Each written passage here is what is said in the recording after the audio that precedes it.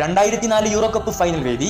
അതെ, പോർച്ചുഗൽ ഗ്രീസുകാരോട് 1-0 എന്ന സ്കോറിന് പരാജയപ്പെട്ട ദിവസം. വർഷങ്ങൾ പലതും കടന്നുപോയിക്കൊണ്ടിരുന്നു. യൂറോ കപ്പ് 2008 ക്വാർട്ടർ ഫൈനൽ വേദി. പോർച്ചുഗൽ ജർമ്മനിയോട് 3-2 എന്ന സ്കോറിന് വീണ്ടും പരാജയം ഏറ്റുവാങ്ങിയ ദിവസം. എന്നാൽ 2012 യൂറോ കപ്പ് സെമി ഫൈനൽ പോർച്ചുഗലിന് ഏറെ ആശ്വാസകരമാകുമെന്ന് ആരാധകരൊക്കെ ഉറച്ചു വിശ്വസിച്ചിരുന്നു. നിർഭാഗ്യവശാൽ അന്നും സ്പെയിനിനോട് പോർച്ചുഗൽ പെനാൽറ്റിയിൽ പരാജയപ്പെടുകയാണ്. തുടരെ കിട്ടിയ ഈ തോൽവികൾ ഒരിക്കലും സാക്ഷാൽ ക്രിസ്ത്യാനോ റൊണാൾഡോ എന്ന ഇതിഹാസത്തെ ഒരിക്കലും തളർത്തി കളഞ്ഞില്ല. ഒരു കപ്പെങ്കിലും തനിക്ക് തന്റെ രാജ്യത്തിന് നേടിക്കൊടുക്കണമെന്ന വാശിയായിരുന്നു അദ്ദേഹത്തിന്റെ മനസ്സ് നിറയെ. 2016 പോർച്ചുഗലും ഫ്രാൻസും തമ്മിലുള്ള ആ വാശിയേറിയ യൂറോ കപ്പ് ഫൈനൽ മത്സരം അരങ്ങേറിക്കൊണ്ടിരിക്കുകയാണ്. എന്നാൽ മത്സരത്തിൽ 7ാം മിനിറ്റിൽ ആരാധക ലോകത്തെ മൊത്തം നടുക്കിക്കൊണ്ട് സാക്ഷാൽ ക്രിസ്ത്യാനോ റൊണാൾഡോ ഇഞ്ചുറിഡ് ആവുന്നത് നമുക്കവിടെ കാണാൻ കഴിയും. പക്ഷേ കുറച്ച് മിനിറ്റുകൾക്ക് ശേഷം അദ്ദേഹം ഗ്രൗണ്ടിലേക്ക് തന്നെ തിരികെ വരികയാണ്. എന്നിട്ട് തന്റെ സഹതാരങ്ങൾക്ക് വേണ്ട എല്ലാ നല്ല നിർദ്ദേശങ്ങളും നൽകിക്കൊണ്ട് ഒരു മാനേജറെ പോലെ അദ്ദേഹം ഗ്രൗണ്ടിന്റെ സൈഡിൽ നിന്ന് കളി നിയന്ത്രിച്ചു.